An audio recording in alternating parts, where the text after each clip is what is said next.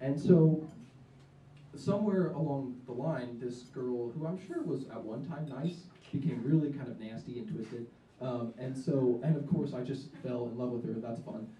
And I got the hint, like pretty early on, that she was like not too nice when I toilet papered her house this one night. But she came out.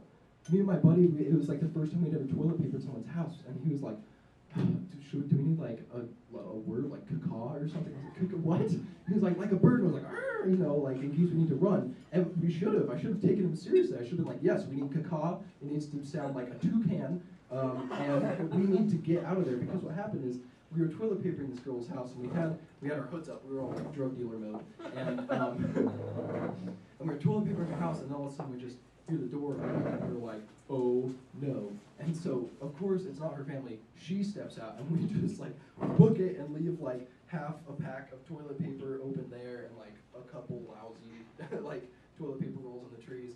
And so we run to my car, and like we pull out, and she texts me later. She's like, "Did you toilet paper my house?" I was like, "No." And she was like, "Are you sure?" I was like, "No." And she's like, "Okay, well, someone toilet papered my house, and their car looked like yours, but whoever it was a total pussy." I was like, what? What did you just say? Whoever it was just weak. It's like, I'm taking offense, but trying to pretend it wasn't me at the same time. This is a very difficult, situation we put in. And she was like, yeah, like, whoever did it just did a really awful job. I was like, yeah, man, that's disappointing. So, I mean, she wasn't very nice in the end. I broke it off via email, because that's how real gentlemen do it. But I mean, like, it had to happen, okay? She just, I don't know. She wasn't very nice. Okay, right, the last thing I was going to talk about. We're here in Salt Lake, we might as well talk about Mormons for a minute. Now listen, before I go on, there's a lot of Mormons that I love and respect. And so, as a whole, even though I do not get Mormonism, like, whatever. If you're a Mormon, there's nothing against you the way I see it. But what I'm really confused about is they're so obnoxiously nice. What is with that? Have you guys noticed that? You're like, you know, maybe you're at some dumb social thing and you have to like introduce yourself. You're like, hey, my name's Christian. And they're like, nice to meet you, Christian. Yes.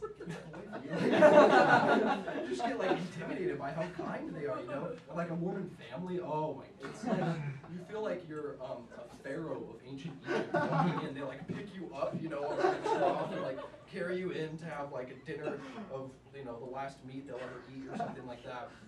Like they're just so overwhelmingly nice. And so, for those of you who were here last time, you might remember I had a bit where I was kind of talking or touched on the subject of those Man versus Wild shows, you know, where it's like, all right, I'm Australian and out here in the African savannah, we've got, you know, zebras running around, you know, and he's like, oh, I've got to drink my own piss, and there's this asshole cameraman who never help him out. They're like, wow, that's fascinating. Can I get some hot chocolate? Like,